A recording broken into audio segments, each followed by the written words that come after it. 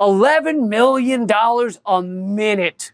That's what we pay. And no, I'm not talking about my bill at the Good Vibration sex shop. But I do appreciate when a sex shop spells their name S-H-O-P-P-E. You know, keeping it classy. Make it feel like it was founded in the 1500s in England. A new report shows we spend $11 million a minute. But I'll get back to that in a second. Okay, so we know we're in a climate crisis now, right? Hopefully you know that. And if you don't, then stop licking the bottom of the public pool. That's not good for you. Even Bloomberg News, the news of, by, and for people who like to kick the guy polishing their shoes, even they admit much of the U.S. will be in an extreme heat belt by the 2050s. In 3 decades, more than 100 million Americans will live in an extreme heat belt, where at least one day a year, the heat index temperature will exceed 125 degrees Fahrenheit. And of course, many more days will be a completely unbearable, yet comparatively brisk 100 degrees Fahrenheit. It's kind of like how being punched in the face is awful, unless you've just been pounded in the balls. Then the face seems almost friendly. Getting hit in the face is downright neighborly after a testicle tackle. And in case you think 2050 is a long way off, we actually live closer to the year 2050 than we live to 1990. I don't know why, but that makes me feel old as fuck. That and the fact that the first Home Alone came out closer to the Vietnam War than to today. Macaulay Culkin needs to answer for that shit, honestly. So hopefully, by now, you kind of understand how dire things are. By the way, my favorite idiot climate deniers of all of them are the ones who say climate change isn't happening clearly because Leonardo DiCaprio flies on a jet sometimes. What? Who gives a shit about Leo? All the plants are dying, asshole. Leo doesn't matter.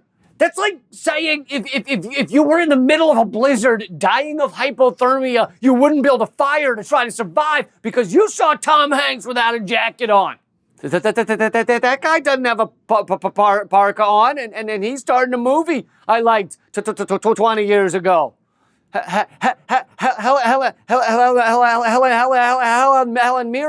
Mirren was that she had flip-flops on. So clearly the blizzard's not happening.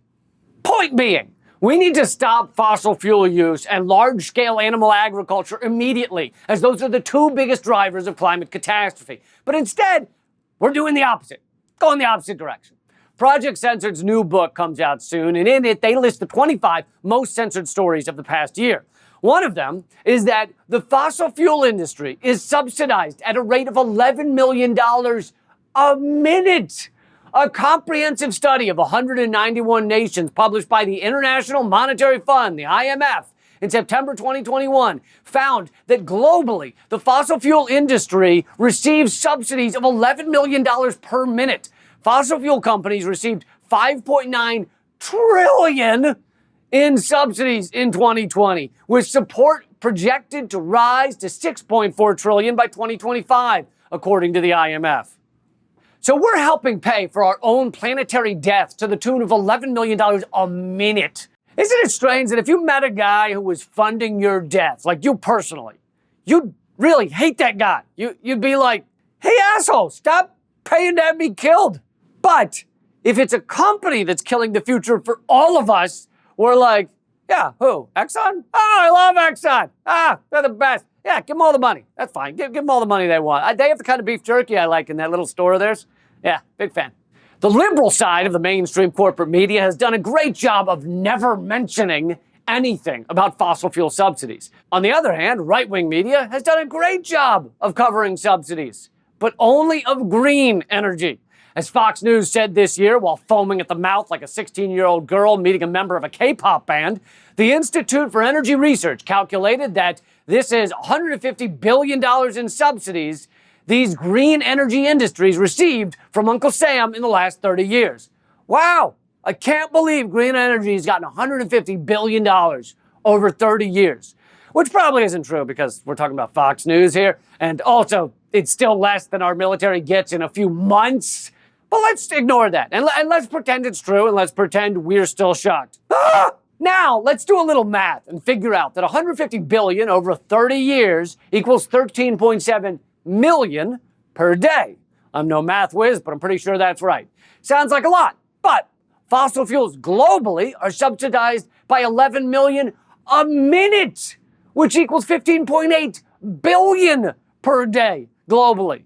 Now, if you're smart and you're feeling combative, you might be thinking, wait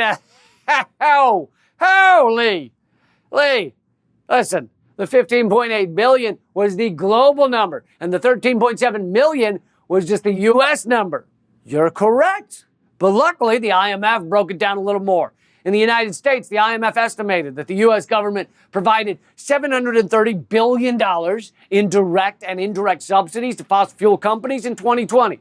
$730 billion to fossil fuels in 1 year just in the U.S. That's $2 billion a day compared to only 13.7 million per day for green energy. That means even if you accept Fox News' probably inflated numbers, we subsidize fossil fuels 146 times as much as we do green energy, even though fossil fuels are signing the death warrant for humanity.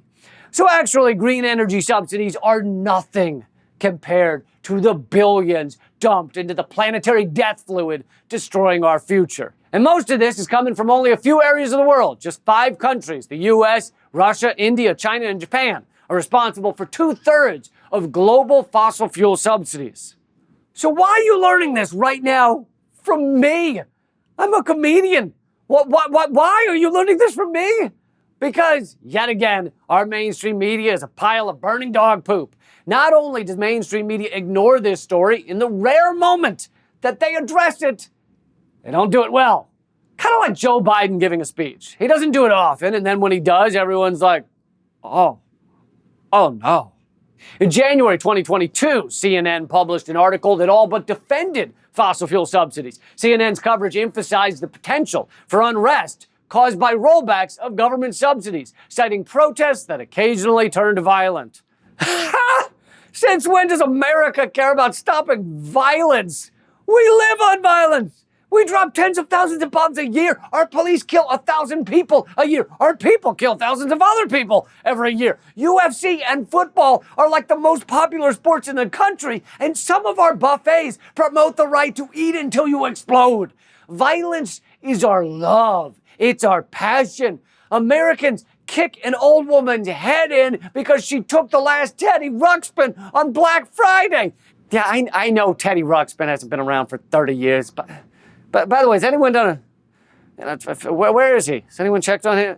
Like a welfare check or something? Is Teddy okay?